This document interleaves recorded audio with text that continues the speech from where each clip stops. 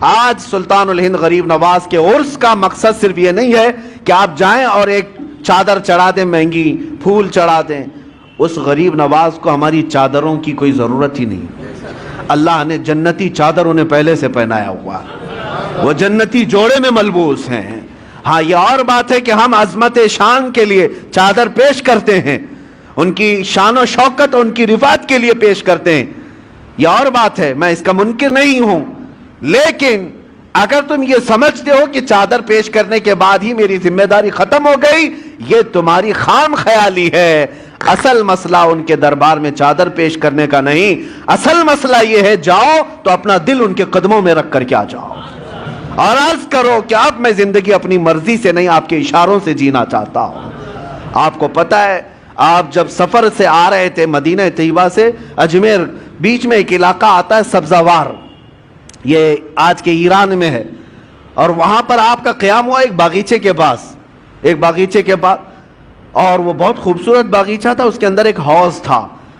یہ باغیچہ اور حوض وہاں کے حاکم کا تھا، اس وقت کا جو حاکم تھا، بڑا ظالم آدمی، لوگوں کا مال اتنا لوٹتا تھا کہ لوگ پریشان تھے، ہفتہ وصولی والا سسٹم.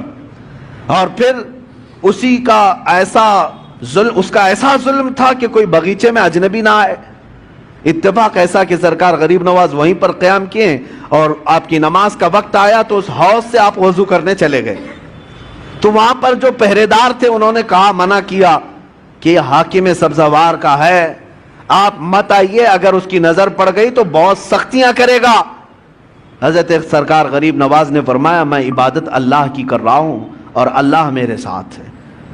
بس آپ نے وضو فرمایا، ابھی وضو کر ہی رہے تھے کہ وہ حاکم باغیچے میں داخل ہو گیا. جیسی آیا اور چیختا چلاتا کہ ایک اجنبی میرے آرام گاہ میں کیسے آ گیا ہے اور کیسے یہ حوض میں پانی لے کر کے استعمال کر رہا ہے. سرکار غریب نواز نے اس کی طرف کوئی توجہ نہ فرمائی، کوئی توجہ نہیں. وہ دندناتا ہوا قریب آیا، آپ نے پورا وضو فرمایا. وضو کرنے کے بعد اپنے قطرے چھڑک دیے اور پھر اس کی طرف ایک جمالی نظر ڈالی، اور وہ حاکم سبزوار دیکھتا رہ گیا اس حسین صورت کو. جو کرنے آیا تھا وہ کچھ اور کام تھا، لیکن قدموں میں گر کر کے توبہ کرنے لگ گیا. کہا کہ آپ جس وقت یہاں آئے مجھے پتا نہیں تھا، لیکن اب جس وقت آپ میرے دل میں آئے ہیں، عزم کرتا ہوں کہ زندگی بھر مجھے اپنے دامن سے دور نہ کریں. میرے عزیزو، سلطان الہند کے پاس آئے، لیکن حاکم سبزوار جو تھا غریب نواز کے قدموں میں گر کر معافی مانگا، توبہ کیا. اور اتنا ہی نہیں بلکہ واپس جانے کے بعد زندگی بھر لوٹی ہوئے مال کو سب کے اصل مالکوں تک پہنچایا، سب کو لوٹایا اور اپنا گھر بار بھی بیچ دیا.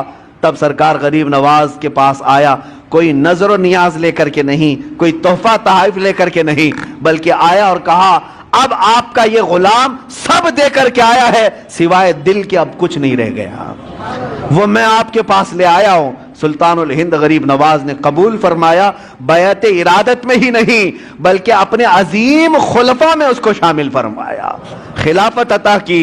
بعد میں تاریخ میں موجود ہے سبزوار کے اللہ تبارک و تعالیٰ نے سبزوار کے ان کو قطب بنایا، اپنے وقت کے قطب تھے.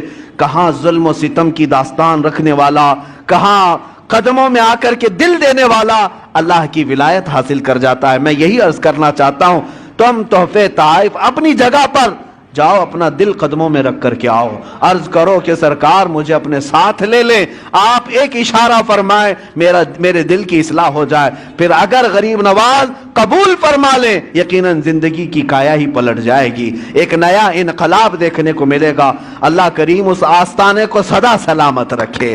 اجمیر معلیٰ کے فیوز و برکات اللہ تعالی ہماری نسلوں کو صبح قیامت تک عطا فرمائے.